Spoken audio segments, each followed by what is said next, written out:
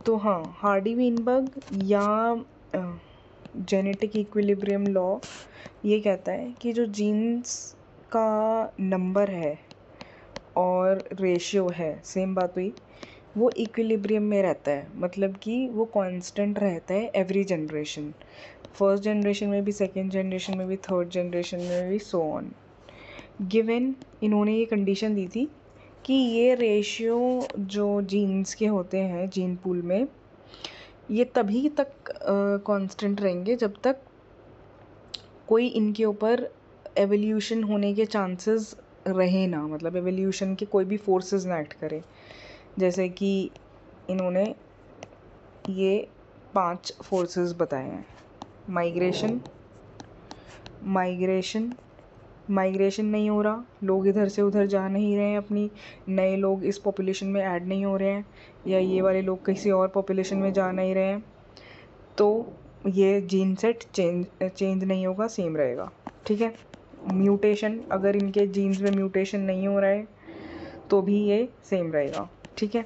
Next है isolation, लोग अपने आप को पॉपुलेशन में आइसोलेट नहीं कर रहे हैं। रैंडम जेनेटिक ड्रिफ्ट आर है, रैंडम जेनेटिक ड्रिफ्ट हम पढ़ेंगे। रैंडम जेनेटिक ड्रिफ्ट भी थोड़ा थोड़ा आइसोलेशन की तरह ही होता है। नेक्स्ट है सिलेक्शन, नहीं एक्ट कर रहा हूँ उनके ऊपर। सिलेक्शन आज हम पढ़ेंगे नेचुरल सिलेक्शन। कल हमने पढ़ा था दिस रिप्रोडक्टिव आइसोलेशन। आइसोलेशन का हमने पढ़ा था 2 टाइप, कि भाई आइसोलेशन भी 2 टाइप से हो सकता है, ज़ाइगोट फॉर्म होने से पहले प्री ज़ाइगोटिक, और ज़ाइगोट फॉर्म होने के बाद पोस्ट ज़ाइगोटिक। ठीक है। आइसोलेशन होने से हमने पढ़ा था कि आइसोलेशन से क्या होता है, ओवर द टाइम नई स्पीशीज़ फॉर्म होती हैं। जैसे कि मैंने बहुत बेसिक एग्जांपल दिया था लायन और लेपर्ड का। लायन की पॉपुलेशन ही अगर दूसरी जगह चले जाएगी तो वो लाखों सालों में मे बी अलग स्पीशी में कन्वर्ट हो जाए, जैसे कि फॉर एग्जांपल लेपर्ड। ठीक है। तो ये हुआ भाई हमारा प्री ज़ाइगोटिक आइसोलेशन। प्री ज़ाइगोटिक आइसोलेशन भी बहुत सारे कारणों की वजह से हो सकता है, इन्वायरमेंटल रीजंस की वजह से हो सकता है। जैसे मैंने फ़िश का एग्जांपल दिया था कि वो एक जगह से दूसरी जगह चले जाएं ग्लोबल वार्मिंग की वजह से। दूसरा कारण हो सकता है टाइम्स में हीटिंग के टाइम का उनका गैप होना। फॉर एग्जांपल एक स्पीशी का टाइम मे बी सितंबर अक्टूबर है, दूसरी स्पीशी का time may be let's say कि जनवरी फरवरी है, तो सेम जगह पे रह के भी उधर उनका टेम्पोरल आइसोलेशन हो सकता है।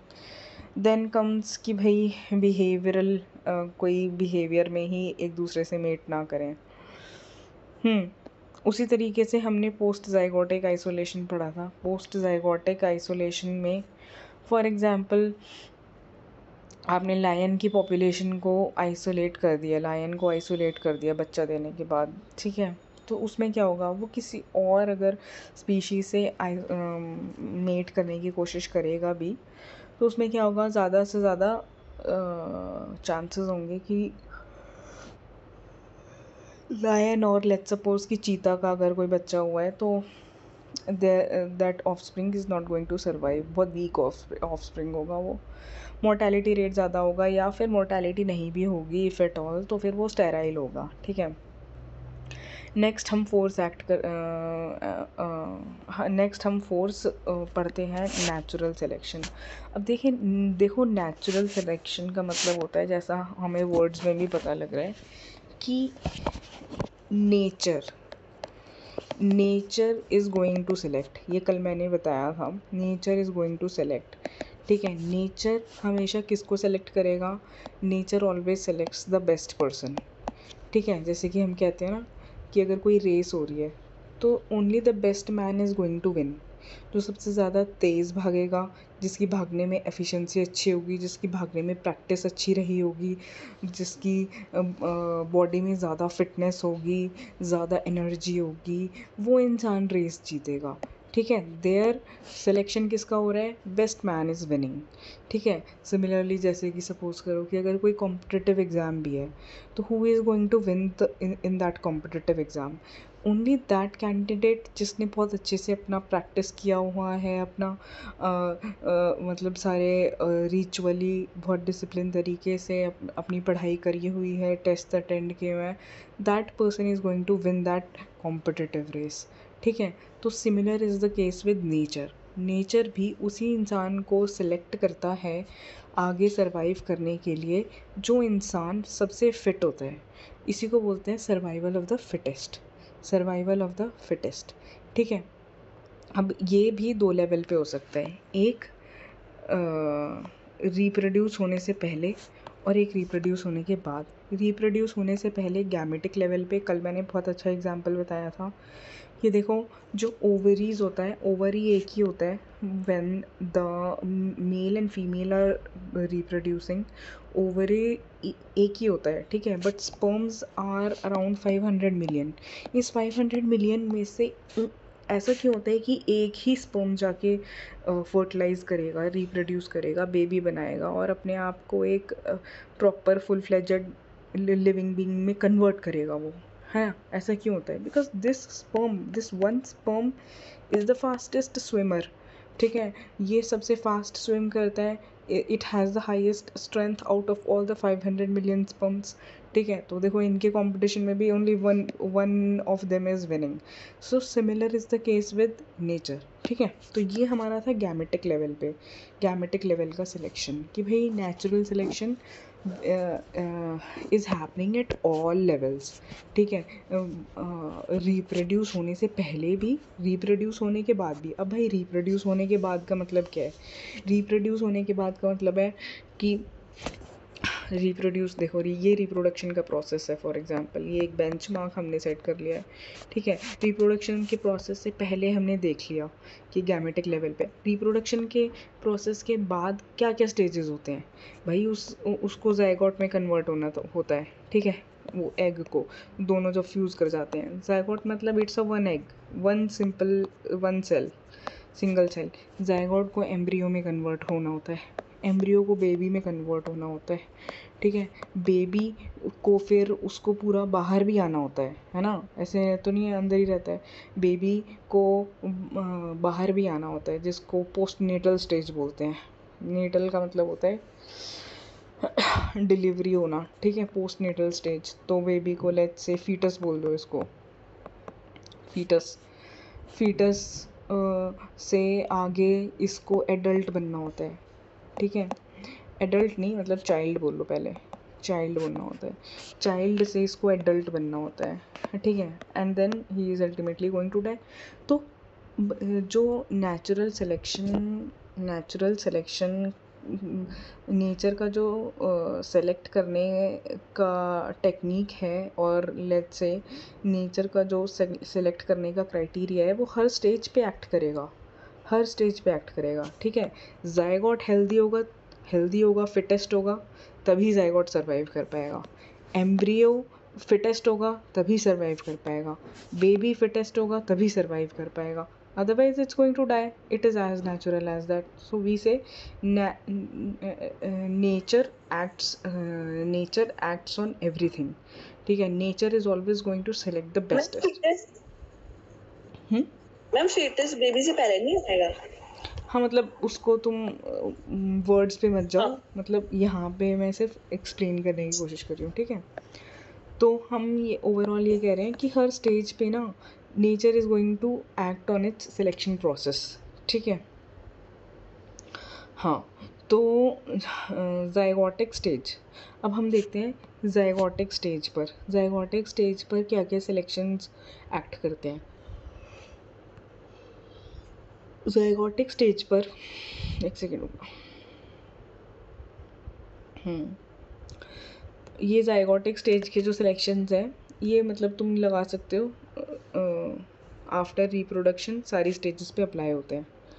ठीक है, तो ज़ायगोटिक स्टेज पे पहले तो हमें ये देखना है कि देखो जब ये ज़ायगोट बन गया है, तो इसमें जो मम्मी और पापा के क्रोमोसोम्स हैं, ये फ्यूज़ होंगे सारे क्रोमोसोम्स। ठीक है, 23 पेयर के क्रोमोसोम सारे फ्यूज़ होंगे, इनके सारे जीन्स एक्ट करेंगे। इनका फाइनली एक रिज़ल्ट होगा, एक बेबी, ठीक है। और इस एक बेबी में हम देखेंगे कि कहीं पर कोई एलील डोमिनेट कर रहा है, कहीं पर कोई एलील डोमिनेट कर रहा है। एलील मतलब कि वो जीन का एक पर्टिकुलर फीचर, ठीक है। जैसे कि सॉरी, जीन का एक पर्टिकुलर फीचर, जैसे कि ब्राउन हेयर और ब्लैक हेयर, ब्राउन आए और ग्रे आए, ठीक है, या फिर टॉल हाइट और शॉर्ट हाइट, ये सब एक्ट करेंगे, ठीक है। अब ये क्या कौन डिसाइड करेगा कि इस ज़ायगोट के ऊपर कौन सा एलील डोमिनेट करेगा, ठीक है, कौन सा एलील डोमिनेट करेगा क्रोमोसोम का, मदर या फादर में से। तो इसमें 3 टाइप के सिलेक्शन क्राइटेरिया होते हैं। First is stabilising selection, stabilising, directional और डिसरप्टिव, ठीक है। स्टेबलाइजिंग, इसको मैं एक बार इस तरह से एक्सप्लेन कर देती हूँ,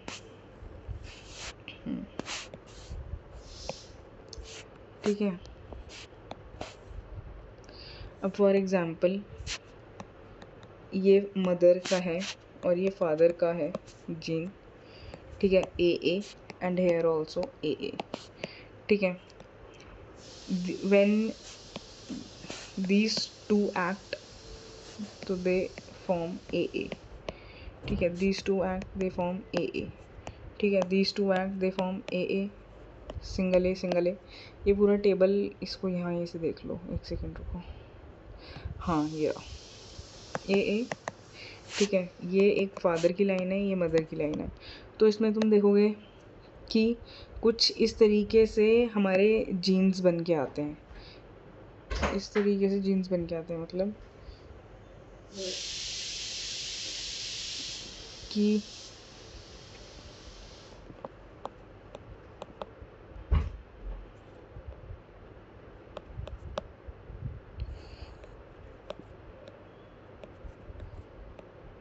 ए,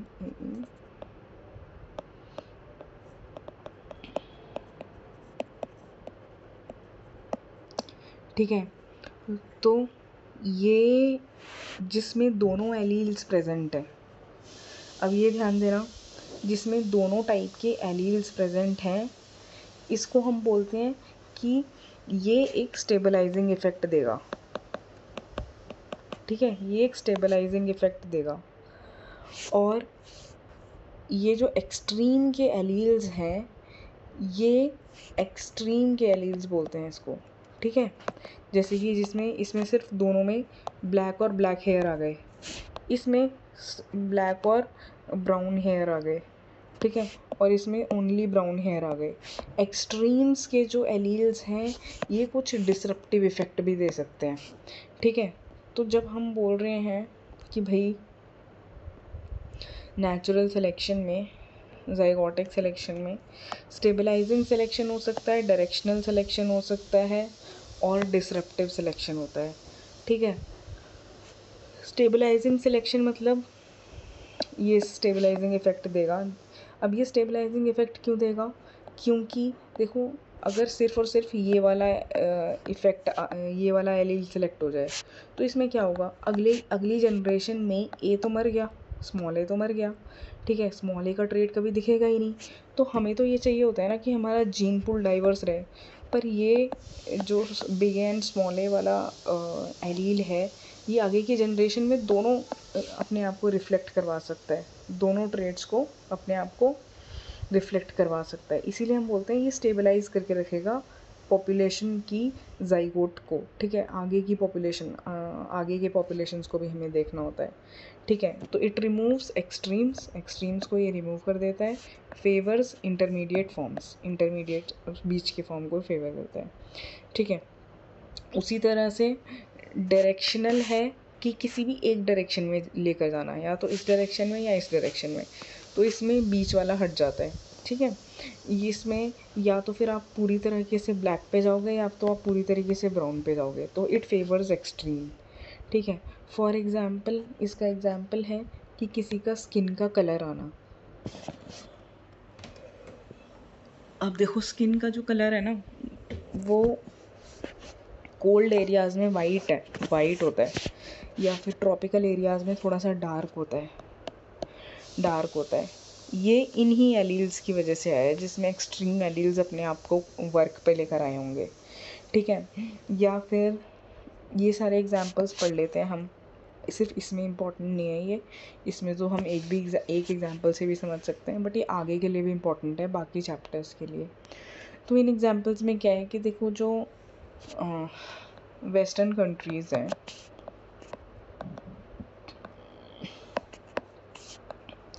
वर्सेस ओरिएंटल कंट्रीज़ हैं। Oriental means Asian countries. अब इसमें क्या होता है, वेस्टर्न कंट्री ओरिएंटल कंट्रीज़ में ना बी ब्लड ग्रुप सबसे ज़्यादा पाया जाता है, और बी ब्लड ग्रुप में कुछ ऐसे एंटीजेंस होते हैं जिनकी वजह से इन्फेक्शियस डिजीज़ जो होती हैं, जैसे कि सपोज़ करो कि मच्छर से होने वाली डिजीज़, डेंगू, मलेरिया, इन सब से ना इम्यूनिटी बहुत जल्दी डेवलप हो जाती है बी ब्लड ग्रुप की वजह से। तो ऐसा पाया गया है कि ओरिएंटल कंट्रीज़ में, एशियन कंट्रीज़ में बी ब्लड ग्रुप सबसे ज़्यादा होता है, ठीक है, और वेस्टर्न कंट्रीज़ में बी ब्लड ग्रुप थोड़ा सा कम होता है, ठीक है। तो ये अब ये नेचर ने कैसे सेलेक्ट किया भाई? ये तो इंसान ने सेलेक्ट नहीं किया। इंसान ने तो अपने आप को पैदा करते वक्त ऐसा सिलेक्शन नहीं दिया कि चलो मेरा ब्लड ग्रुप बी ही है। नेचर ने बेस्ट चीज़ सेलेक्ट करी है कि भाई जो ओरिएंटल कंट्रीज़ हैं वो ज़्यादातर ट्रॉपिकल एरियाज़ में सिचुएटेड है, और वहाँ पे population, tropical area, warm humid climate होने की वजह से सबसे ज़्यादा इन्फेक्शियस डिजीज़ होती हैं। तो उन इन्फेक्शन डिजीज़ से अपने आप को प्रिवेंट करने के लिए नेचर ने खुद इंसान के अंदर सेलेक्ट करके दिया कि चलो तुम्हें बी ब्लड ग्रुप सबसे ज़्यादा दिया जाए। तो यही हुआ है ओरिएंटल कंट्रीज़ में, ठीक है। सिमिलरली देखो, एक और एग्जांपल है कि जो अल्कोहल को मेटाबोलाइज मतलब कि डाइजेस्ट करने की जो पावर होती है ना, वो वेस्टर्न कंट्रीज़ के पास ज़्यादा होती है और ईस्टर्न कंट्रीज़ के पास थोड़ी सी कम होती है। तुम देखोगे अल्कोहल वेस्ट कंट्रीज़ में बहुत ज़्यादा फेमस है। ईस्टर्न कंट्रीज़ में तो हमने कॉलोनियल रूलर्स को देखकर हमने कॉपी कर लिया है इनको, अदरवाइज़ हमारी इंडियन कंट्री या फिर एशियन कंट्रीज़ में अल्कोहल इतनी ज़्यादा फेमस नहीं हुआ करती थी कभी भी, ठीक है। तो अल्कोहल को मेटाबोलाइज़ करने का सबसे ज़्यादा जो डाइजेस्टिव सिस्टम में पावर है वो उसके पास है, वेस्टर्न लोगों के पास है। क्यों? क्योंकि उनके पास एक पर्टिकुलर प्रोटीन होता है उनकी बॉडी में, एसिटल्डिहाइड डिहाइड्रोजनेस, जो इनको हेल्प करता है अल्कोहल को मेटाबोलाइज़ करने के लिए, ठीक है। अब ऐसा क्यों हुआ भाई? नेचर ने भी ऐसा इसलिए सेलेक्ट किया। अब एशियन कंट्रीज़ के बॉडीज़ में ये प्रोटीन नहीं एग्जिस्ट करता है, ठीक है। क्यों? क्योंकि भाई इनका ट्रेडिशन ही शुरू से 2000, 3000, 4000, 5000 सालों से इनका ट्रेडिशन ही ऐसा रहा है कि ये कंट्रीज़ कोल्ड कंट्रीज़ रही हैं, यहाँ पे अल्कोहल कंजम्पशन बहुत ज़्यादा रहा है। तो इसलिए उनकी बॉडी इस तरीके से इवॉल्व हो गई कि इनके अंदर ये जीन एक्सप्रेशन आ गया कि इनका मेटाबोलाइज जल्दी हो जाएगा अल्कोहल, जबकि एशिया में ऐसा नहीं होता है, ठीक है। तो this is the reason why कि भाई यहाँ पे एक और नेचुरल सिलेक्शन एक्ट कर रहा है ना। तो नेक्स्ट है, एक और एग्जांपल देख लेते हैं कि ये होता है कि बहुत सारे एग्जांपल होते हैं, जैसे हमने स्किन का पढ़ा। अब देखो स्किन का क्या होता है कि ये अगर इक्वेटर है, ठीक है, और ये ट्रॉपिक ऑफ कैंसर है, ठीक है। तो यहाँ पर क्या होता है, हमें पता है यहाँ पे सनलाइट मैक्सिमम होती है, जैसे जैसे ऊपर जाते जाएंगे सनलाइट कम होती जाएगी, ठीक है। तो टेम्परेट एरिया में, जहाँ पे लेट्स सपोज कि यूएस है, यूके है, ठीक है, वेस्टर्न कंट्रीज़ हैं, डेवलप्ड कंट्रीज़ हैं, इन कंट्रीज़ में क्या होता है कि ये सारी ज़्यादातर टेम्परेट एरिया में सिचुएटेड है।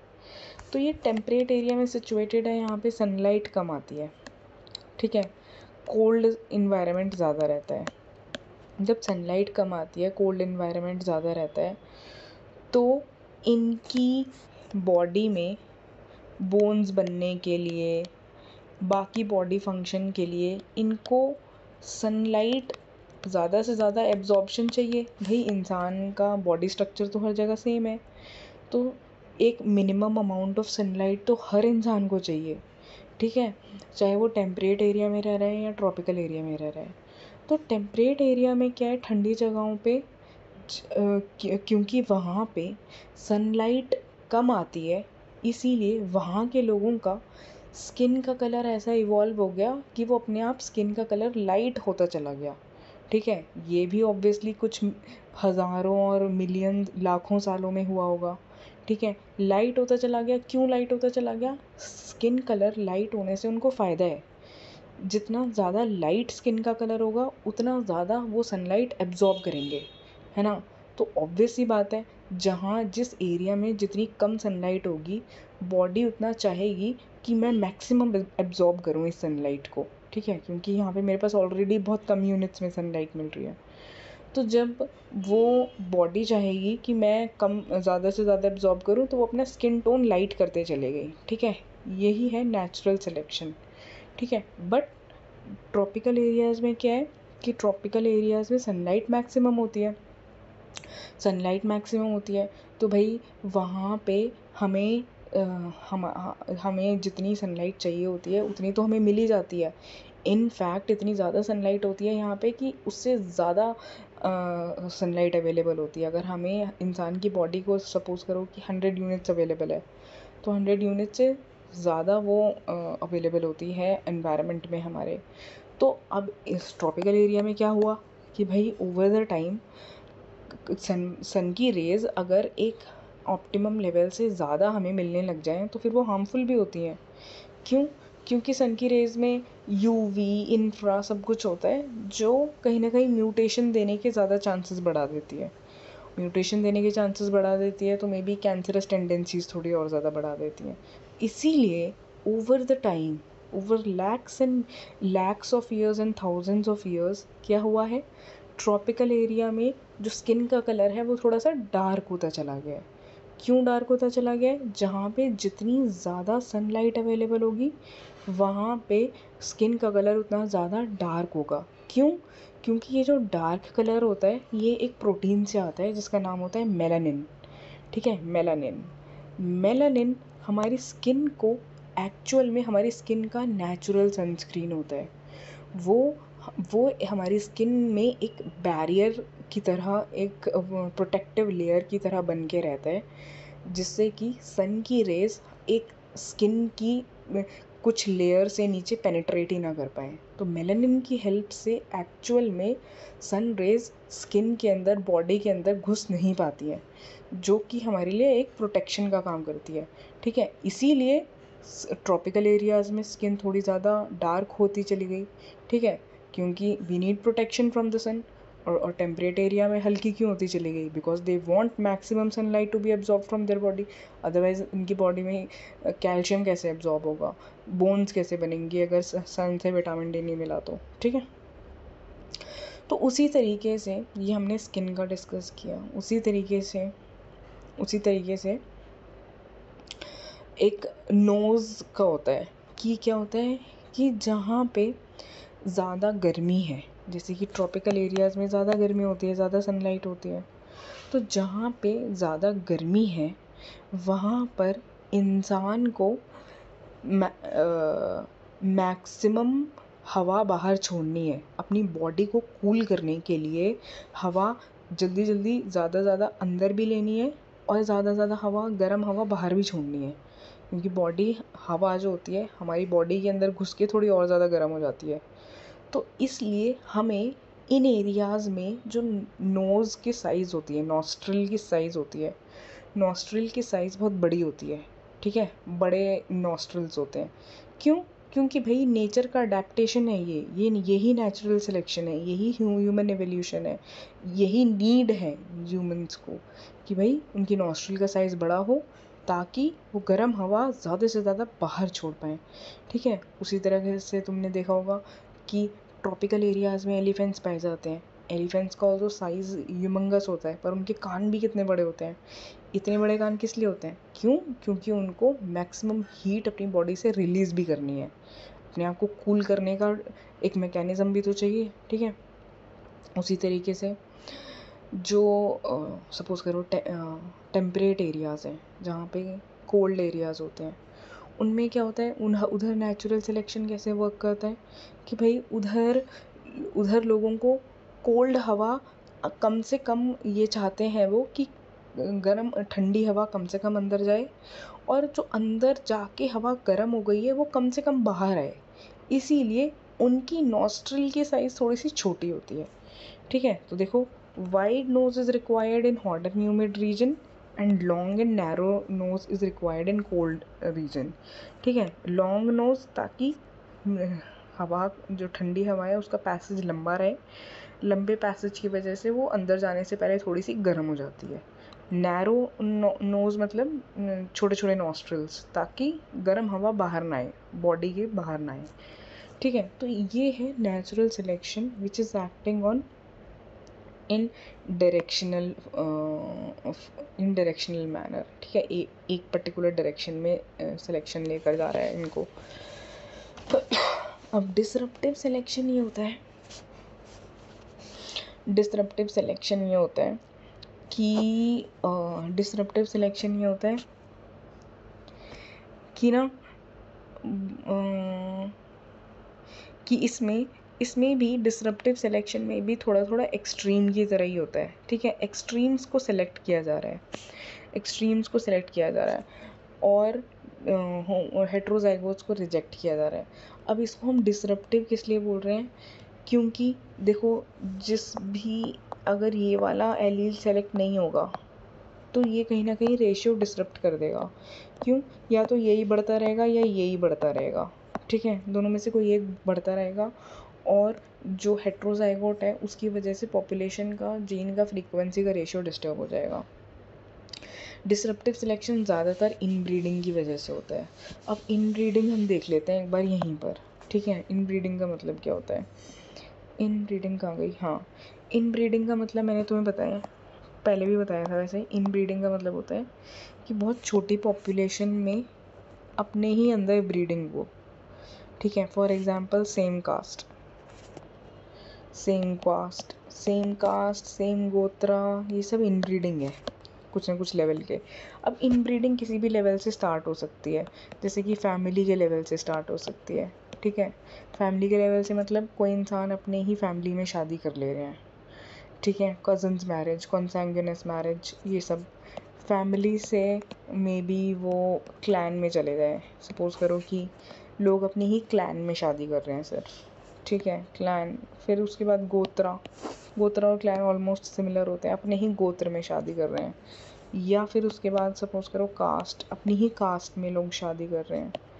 तो ये क्या है, इसका मतलब क्या हुआ कि they will bring in breeding, ठीक है। They will bring in breeding मतलब कि इन ब्रीडिंग इफ़ेक्ट क्या होता है, अब ये बताते हैं कि देखो,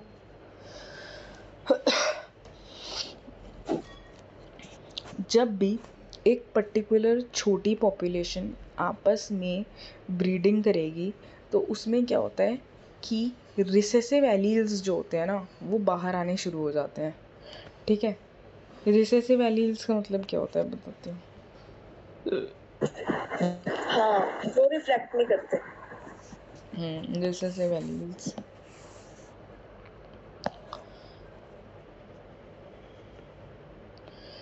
सपोज करो कि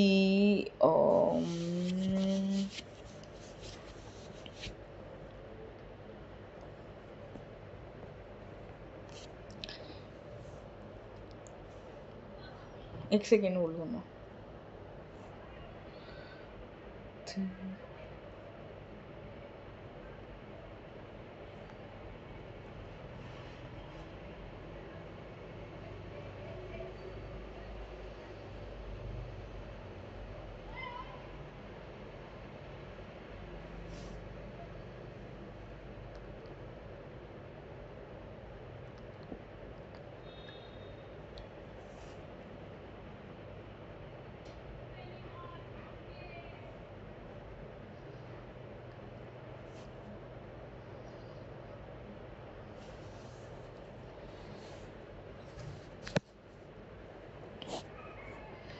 आ जाओ, इसमें कोई खाली पेज है? नहीं, इसी में करवा देती हूँ।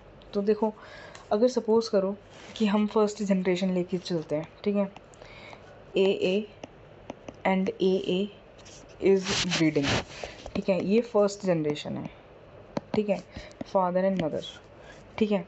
तो इसमें क्या क्या आउटकम्स बन सकते हैं? ए और मतलब ऑफस्प्रिंग की पॉसिबिलिटी क्या क्या बन सकती है? And second is A and third is a,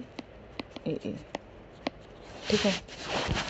लेकिन सपोज़ करो ये सेकंड जनरेशन आपस में ही मेटिंग कर रही है, ठीक है, ये सेकंड जनरेशन आपस में ही मेटिंग कर रही है।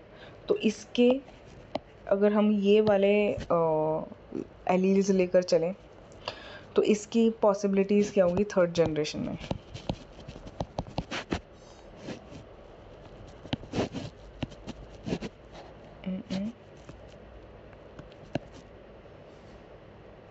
ए पहले एक ए यहाँ का आएगा, एक ए यहाँ से आएगा, एक ए यहाँ से आएगा, फिर ए एंड ए, ठीक है। अब दोबारा से फोर्थ जनरेशन में इस तरीके से इनब्रीडिंग होगी, ठीक है। और सपोज़ करो कि ये दोनों आपस में ब्रीड करने लग गए। अब ये दोनों ब्रीड करेंगे तो चलो ठीक है, बाय चांस यहाँ पे एक ये वाला एक हेल्दी एलील डोमिनेंट एलील ऊपर आ जाएगा। बट इफ़ एट ऑल ये दोनों आपस में ब्रीड करने लग गए तो इसमें तो ये जो रिसेसिव एलील है ये ऊपर उठ के ऊपर आ जाएगा, है ना।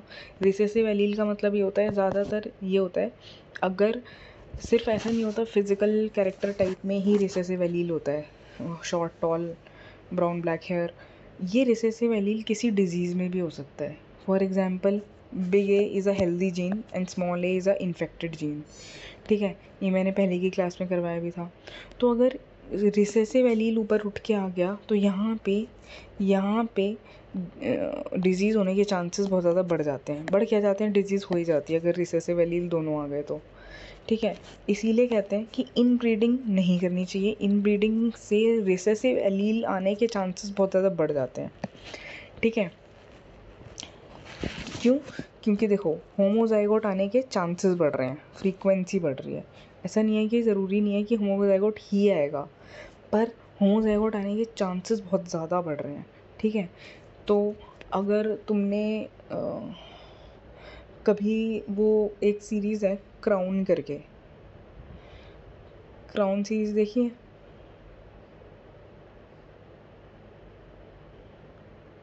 क्राउन करके सीरीज़ है, वो देखिए।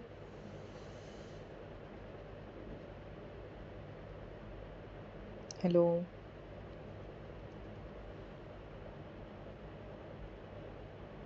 हेलो,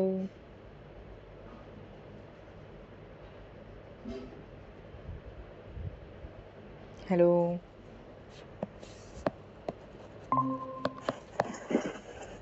मैम ये वीडियो चली गई थी, अपने आप डिस्कनेक्ट हो गया था मेरे वाला। तुम्हारे एंड से अभी या मेरे एंड से? मेरे एंड से डिस्कनेक्ट हो गया था, पता नहीं कैसे। अच्छा कोई नहीं। तो मैं ये बोल रही हूँ कि तुमने क्राउन सीरीज़ देखी है क्या?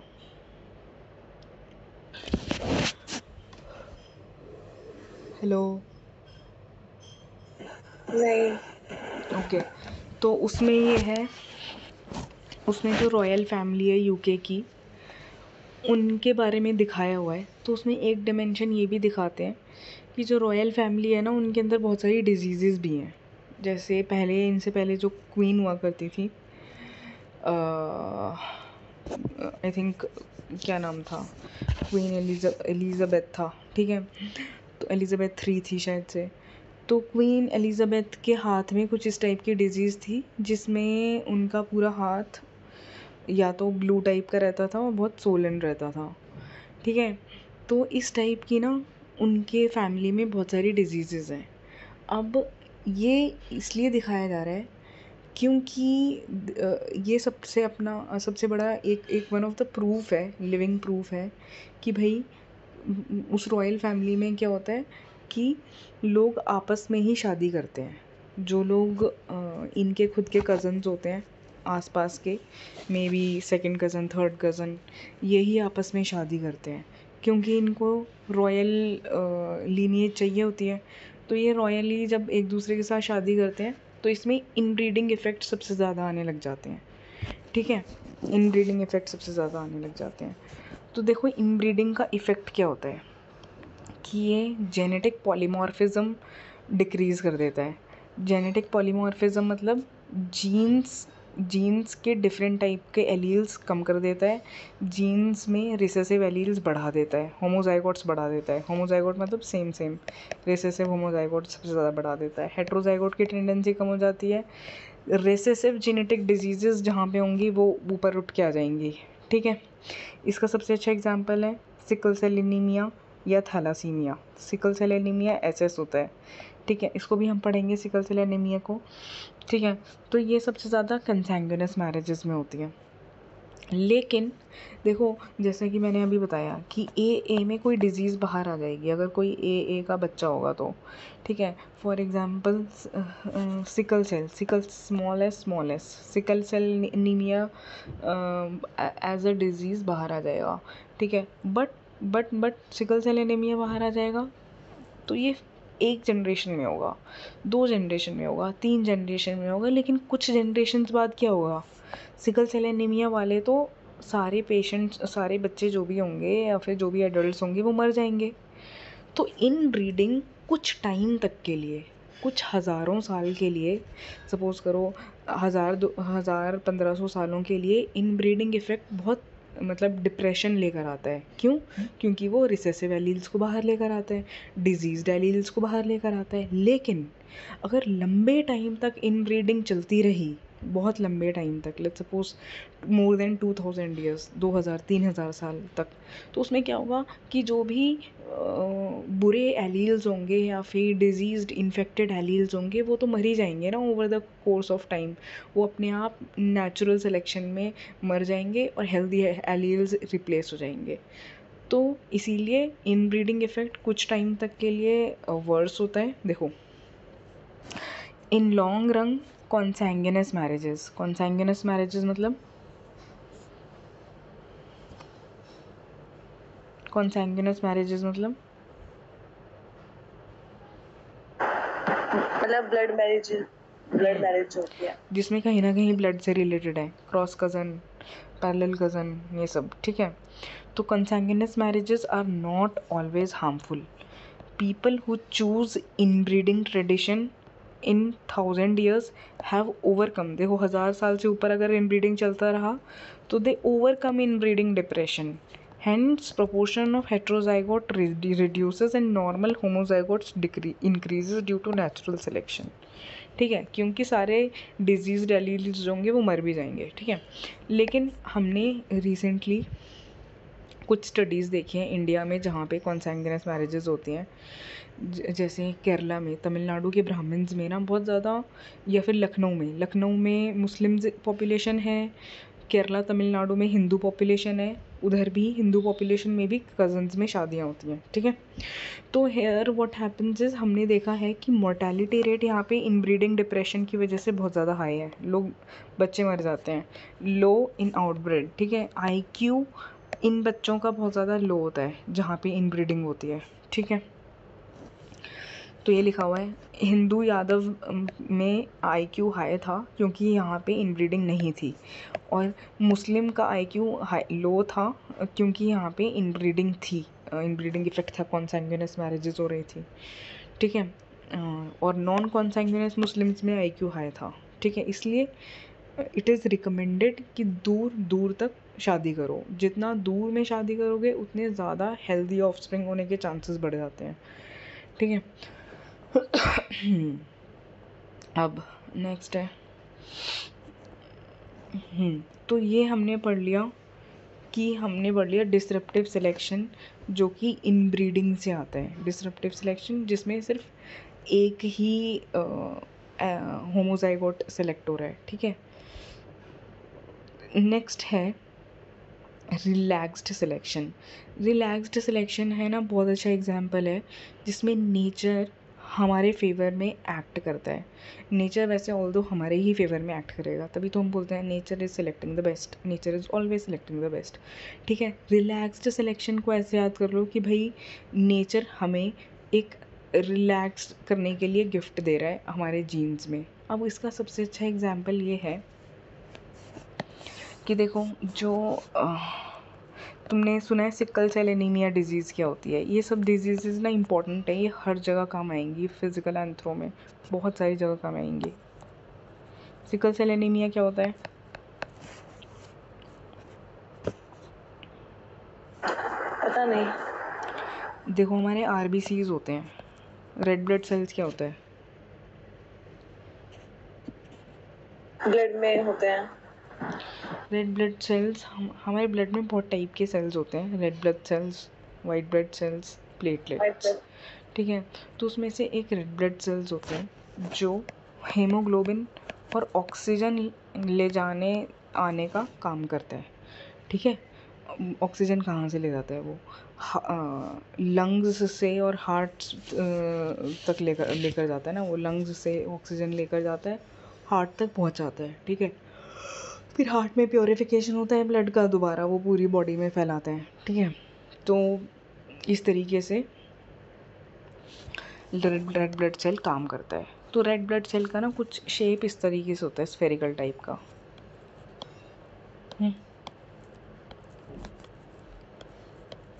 ठीक है, ये स्फेरिकल टाइप का शेप होता है। लेकिन अगर इनका शेप इस तरीके से हो,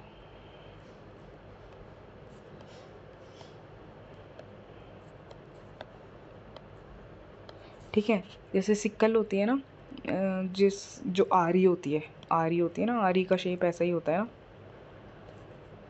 तो आरी को हम इंग्लिश में सिक्कल बोलते हैं, इसीलिए इनका नाम रखा गया है सिक्कल सेल। तो ये रेड ब्लड सेल ना नॉर्मल नहीं होते इस डिज़ीज़ में। ये एक पर्टिकुलर डिज़ीज़ है जिसका नाम है सिक्कल सेल एनीमिया। इस डिज़ीज़ में जो रेड ब्लड सेल्स होते हैं वो सिक्कल की शेप के होते हैं। अब देखो, इसमें प्रॉब्लम क्या है। पहली बात तो जो इस टाइप के स्फेरिकल टाइप के शेप के होंगे, ये किसी पाइप से, है ना, कॉमन सेंस लगाओ कि जो हमारी आर्टलरीज वेन्स होंगी ये हमारी पाइप से जल्दी जल्दी भागेंगे। ठीक है, जल्दी जल्दी भागेंगे और ज़्यादा ज़्यादा ऑक्सीजन कैरी करेंगे। लेकिन ये जो होते हैं ना, ये कभी कभार ऐसा भी होता है कि ये पाइप बहुत छोटी होती है, तो ये कभी कभार ऐसा भी होता है कि बीच में अटक जाते हैं ऐसे करके और दूसरों के लिए भी रास्ता ब्लॉक कर देते हैं। ठीक है, और दूसरी बात ये कि ये ऑक्सीजन भी बहुत ज़्यादा नहीं कैरी करते। जितना oxygen normal blood RBC carry करता होगा, सिक्कल सेल उससे हाफ ऑक्सीजन कैरी करता होगा। ठीक है, तो इस तरीके से ये जो सिक्कल सेल के आरबीसीज होते हैं, ये बॉडी में ओवर द टाइम, बच्चा जन्म तो जाता है और थोड़े टाइम तक रह भी जाता है अगर उसकी इम्यूनिटी अच्छी है तो बट ओवर द टाइम ये बच्चे की हेल्थ को डिटोरिएट ही करते हैं। ठीक है, तो ये हो गए हमारे नॉर्मल सेल्स। ठीक है, तो हम कह रहे हैं दिस इज़ हेल्दी सेल, तो इसको हमने एसएस नाम दे दिया। क्यों? क्योंकि इसमें कोई डिजीज़ नहीं है, दिस इज़ नॉर्मल। लेकिन ये जो डिजीज्ड सिकल सेल एनीमिया है, इसको हमने स्मॉल एस का नाम दे दिया। ठीक है, दिस इज़ स्मॉल एस। ठीक है, अब ये तो डिजीज्ड है।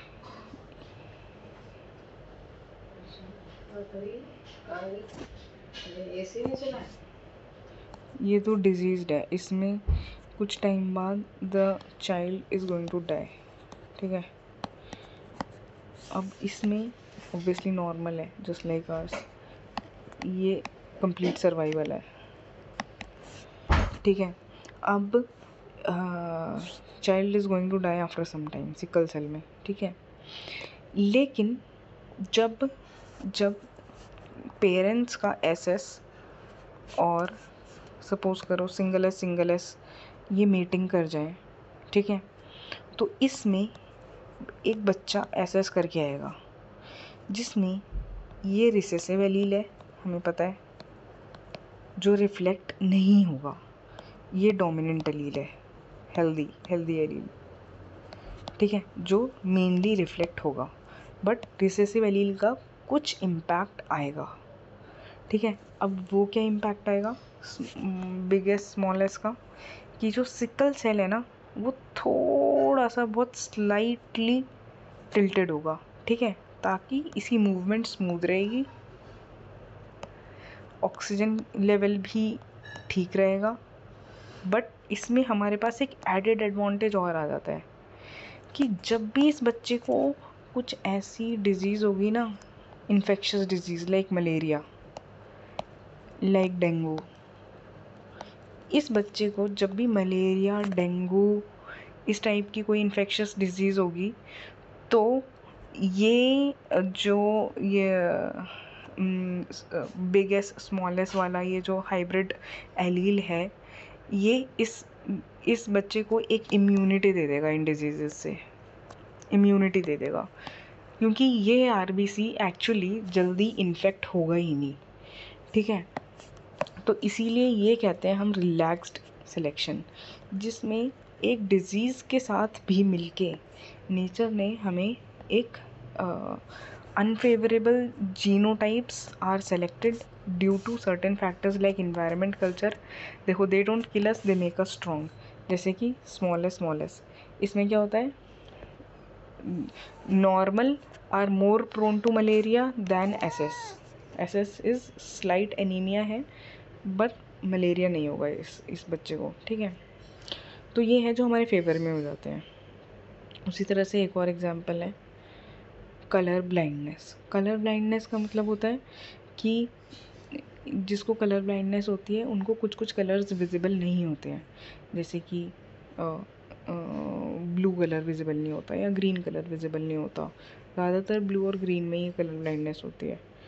ठीक है, तो अब क्या होता है कि ट्राइबल एरियाज़ में क्या होता है कि कलर ब्लाइंडनेस नहीं होता है। ठीक है, क्यों कलर ब्लाइंडनेस नहीं होता? क्योंकि वहाँ की पॉपुलेशन को हंटिंग करनी होती है, बहुत दूर दूर तक उनको जो बर्ड्स हैं या एनिमल्स हैं उनके कलर्स बहुत अच्छे से देखने होते हैं, ताकि वो प्रॉपर तरीके से हंट कर पाएँ। इसीलिए वहाँ पर कलर ब्लाइंडनेस नहीं होता।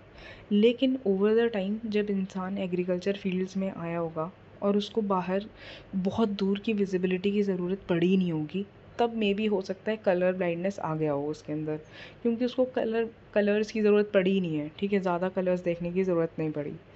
ठीक है, हंटिंग में जितना चाहिए होता है एग्रीकल्चर में तो उतना चाहिए ही नहीं होता, बहुत ही ज़्यादा ईजी प्रोडक्शन मेथड है वो। तो ठीक है, तो similar is the case with colour blindness. ठीक है, कलर ब्लाइंडनेस में भी ये होता है कि देखो, जो सी मतलब कि ये होगा, जो कलर ब्लाइंड वाला चाइल्ड होगा उसको नॉर्मल विजिबिलिटी उसकी कंप्लीट रहेगी, बट एक दो कलर्स में वो थोड़ा सा डिस्टिंक्शन नहीं कर पाएगा। तो ये भी एक रिलैक्स्ड सिलेक्शन का एग्जाम्पल है। ठीक है, सिमिलरली एंटीलियर्स छोड़ो, ये एग्जाम्पल इम्पॉर्टेंट नहीं है। ठीक है, ये हो गया हमारा नेचुरल सिलेक्शन, आज हमारा कंप्लीट हुआ।